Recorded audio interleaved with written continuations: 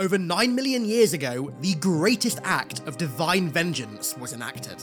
The precursors, the gods of Halo's universe who suffered a violent extinction at the hand of the Foreigners, returned to the galaxy, corrupted, to seek horrifying revenge on their creation. And thus, the Flood were born. As they spread throughout the galaxy, trillions were infected. But how? Well, today, we're doing the deepest dive on the entire internet into every one of the horrifying, disturbing, and excruciatingly painful methods of flood infection. To understand flood infection, you first have to understand what actually causes the infection itself, and that is the flood supercell. Referred to by the Foreigners as thinking muscle that closely resembles neurons or glial cells in structure, the flood supercell is the core building block of the flood. How it gets in your system really doesn't matter, as we're going to learn soon. All that's required for infection to begin is that it actually gets inside you, or even just on you. When it's inside, or again, on you, it captures and interfaces with the host cells, metabolizing them, breaking them down, and analyzing them, before reassembling them into more flood cells that mirror the function of the target cells. This is total parasitic assimilation and replication. The process is extremely quick, as we see in the games, and is what causes the extreme biomass growths on combat forms and other infected.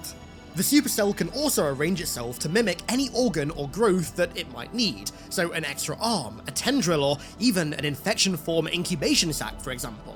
Its primary goal is to create whatever organisms are needed to continue the biological and organizational growth of the parasite, such as, for example, in an extreme case, even creating graveminds.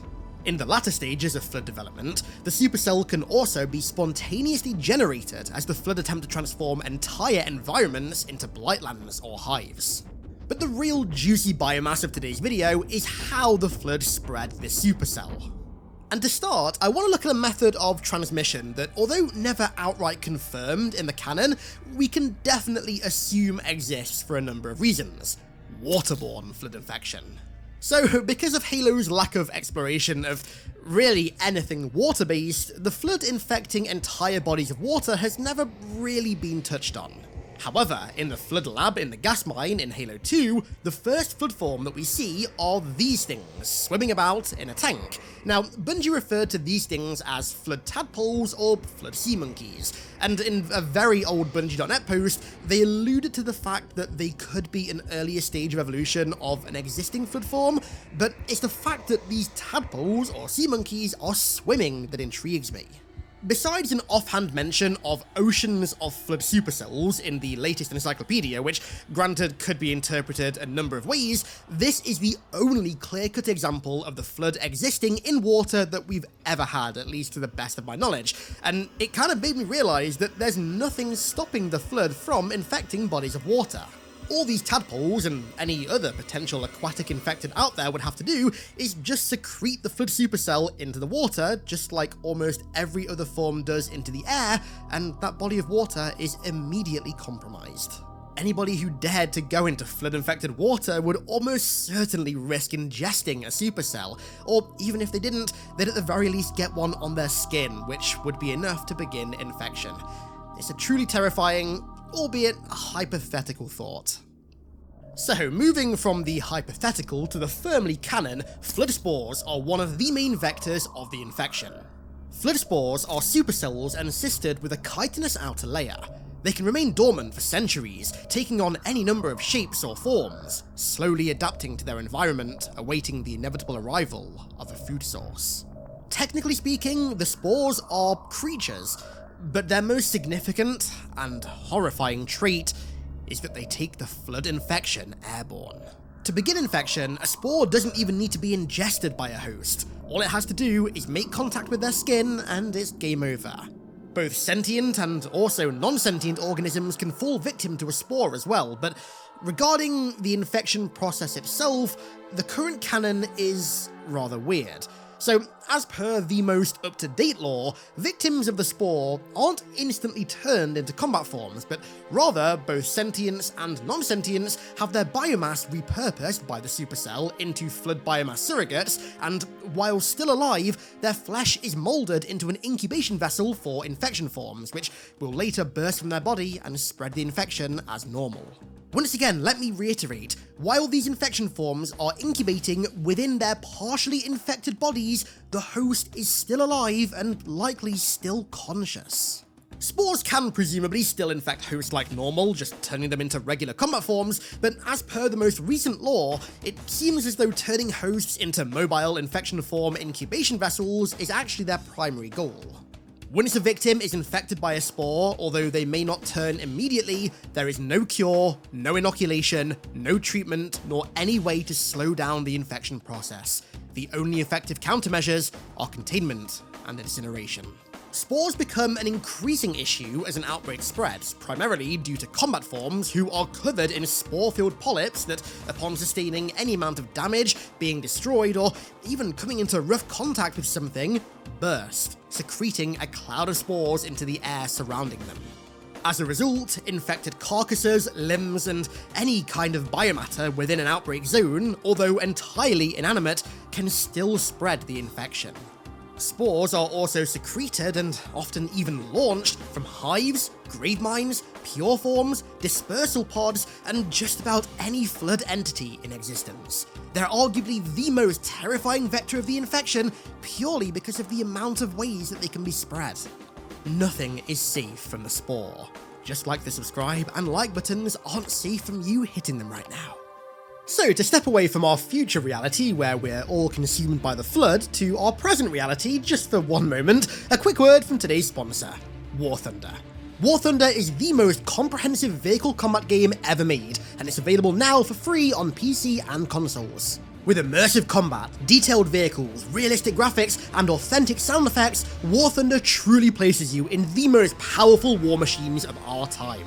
Take command of over 2,500 tanks, planes, helicopters, and ships of 10 major nations, from biplanes and 1920s armoured cars to modern jets and tanks. The vehicles come with one of the most sophisticated damage models in all of gaming, each intricately modelled down to its individual components, all susceptible to damage or disabling from enemy fire. And furthermore, different types of armour, shells, and missiles even behave like their real-world counterparts. But my favourite part of the game has gotta be the customization, which is comprehensive. From camouflages and historical markings to decorations for all types of vehicles, including community-created ones, you can truly make your vehicle your own. So join a worldwide community of over 70 million players on Xbox, PC, and PlayStation today by using my link in the description or pinned comment to dive into War Thunder for free. New and returning players that haven't played in 6 months receive a massive bonus pack across all platforms, including multiple premium vehicles, the exclusive vehicle decorator Eagle of Valor, 100,000 Silver Lions, and 7 days of premium. It's available only for a limited time though, so make sure you're quick.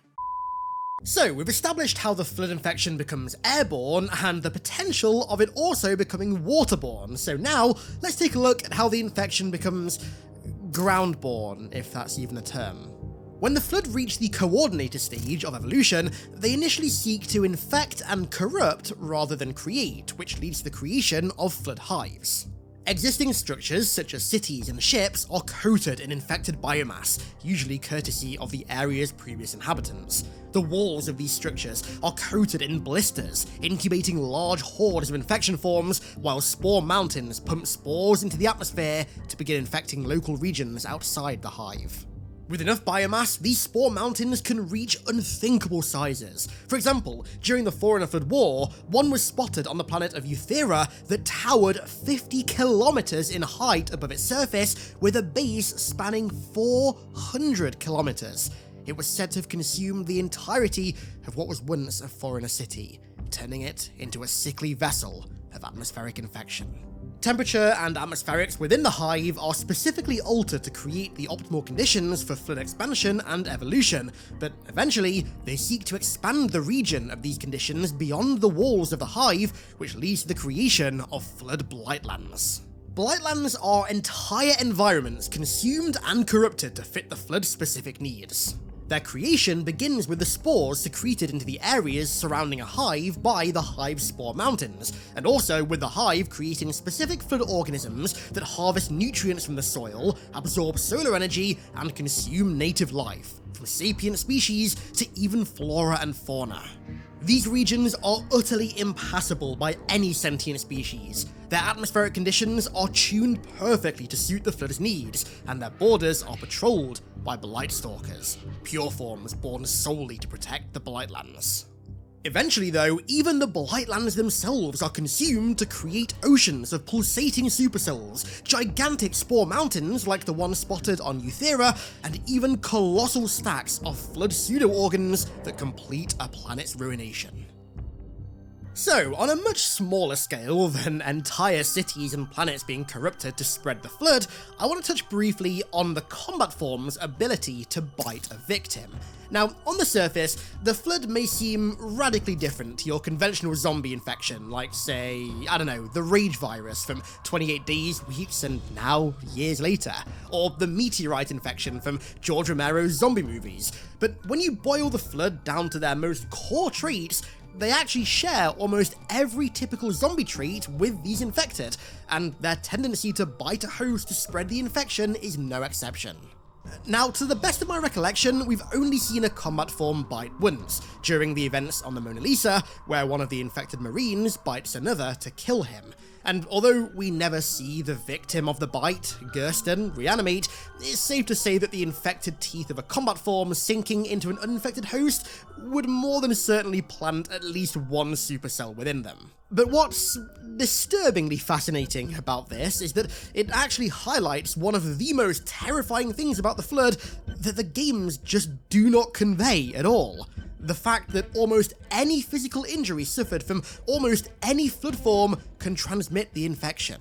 For example, the Marine who bites Grafton in the Mona Lisa, Olav, is infected simply by being wounded from a combat form's whip, which, in a very stylized fashion albeit, is shown to plant the Flood within her wound and begin the infection process. Even though the infection form is removed, the infection still takes place. This means that even as little as coming into physical contact with a Flood form is enough to be infected. I know I said in a video a few months ago that realistically, nowadays, if there was ever to be a Flood outbreak in our modern world, we'd probably survive it, but I'd like to go back and change that and say that now, I'm not so sure we would survive it. I think we'd be doomed. Now, I know what you're thinking. We've made it this far into a video about the methods of Flood infection, and we haven't even talked about the goddamn infection forms yet. Well, my friends, wait no longer. The most common and horrifyingly painful method of Flood infection comes courtesy of the infection form. As arguably the most basic Flood form, these little buggers are nasty. Typically roaming in large swarms, they're not only nimble, but also extremely agile, able to jump large distances to meet their target, and once they do, the infection process begins. They begin by breaking through any armor or protective layers shielding the host's skin before penetrating it with their tendrils that then tap into their spinal cord, attacking their nervous system via direct physical contact with the spine and rewriting neural pathways to their brain by forcing a resonant frequency between its signals and the host's. Once this excruciatingly painful process is complete, which occurs while the host is still alive by the way, the infection form has full control of the victim's body and mind, of whom is now thankfully dead. Unless, of course, you happen to be Private Wallace Jenkins and the infection form that got you is 100,000 years old and decrepit, in which case you're in a whole new world of pain and suffering, but, you know, we'll save that joyous event for an upcoming video. While the neural aspect of the infection process is still going on, the infection form itself is also burrowing inside the chest of its victim, again, likely while they're still alive, rearranging the organs and bones, crushing their insides, just to make room for itself to nest in their chest, before protruding out the front of their body. Once inside, the infection form begins to secrete supercells which consume and corrupt the host cells, sparking the growth of rotting Flood biomass and allowing the infection to create whatever extra appendages and limbs it situationally needs, breaking skin, snapping bone, and tearing flesh to create anything from whips and claws to tendrils and incubation sacs. It's safe to say that infection via infection form is probably the most physically agonizing form of infection possible. It might be quick, but my god is it far from painless. Okay, the final method of Flood infection is horrifying in an entirely different manner. So most people would assume that while all biologicals are of course extremely susceptible to the infection, at least non-biologicals like AIs and computer networks are safe from the Flood. Those people are very, very wrong. Enter the Logic Plague. Now, the Logic Plague is the Flood's non-biological method of infection. However, it doesn't work like a computer virus, for example, like you might think. Rather, as its name implies, it's an infection of logic. Let me explain. So, the Logic Plague is a philosophical kind of infection that undermines the foundations and the core beliefs of an AI, so to speak. As was the case with Mannequin Bias and also Catalog, two notable foreigner AIs that succumbed to the plague, it was delivered to them in the form of conversation. Using the potentially billions of years of precursor knowledge, the Primordial was able to convince Mendicant Bias, the AI created solely to manage the Forerunners' war effort against the Flood, that its sworn enemy was in fact the next step in evolution and that its creators were denying it.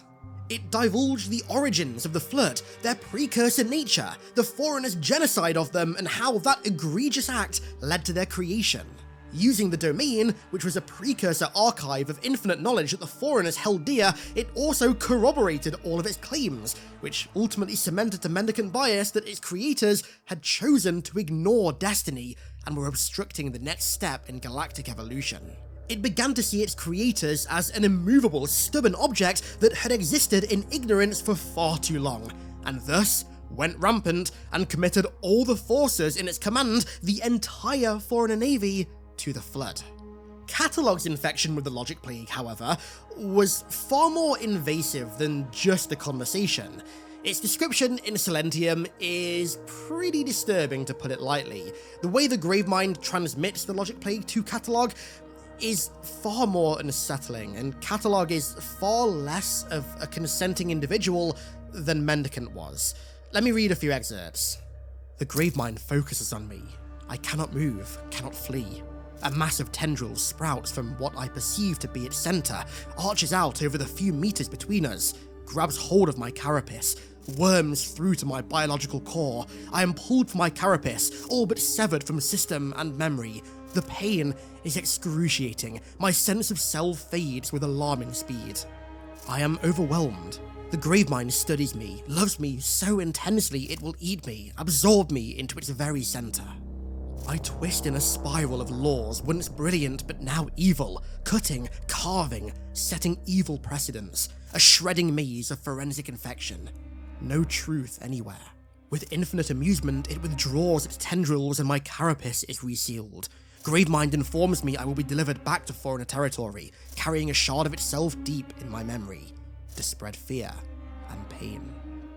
The Gravemind delivered the plague in a similar package as the Primordial did to Mendicant Bias, by undermining all of the Foreigners' information about the Flood, the precursors, the mantle, etc., but the package was delivered in a much more visceral and unconsenting manner. Both forms of infection undermined the mantle of responsibility, the very basis of all of the Foreigner AI's programming, in turn corrupting them, and in the case of Catalog, was then sent back to Foreigner space to destroy what little morale the Gravemind's enemies still had. Which is precisely the goal of the other kind of the Logic Plague. So, just because the Logic Plague is a non-biological method of infection, doesn't mean that it can't be inflicted onto biological entities. Quite the opposite. In fact, the reason the Didact was the way that he was in Halo 4 is directly thanks to the Logic Plague that he was infected with by the Gravemind.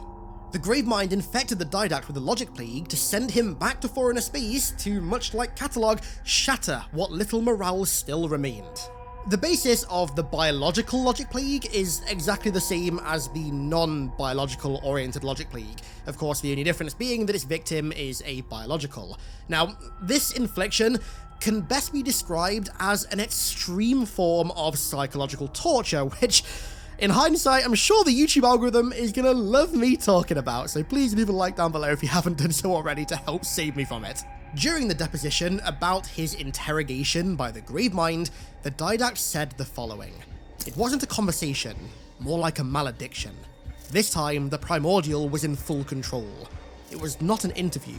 a deep burning brand, an upwelling of hidden genetic contents. So many things I would never have imagined, things I cannot repeat lest I lose what remains of my sanity, my warrior soul. Telling would punish me more than anything you can do.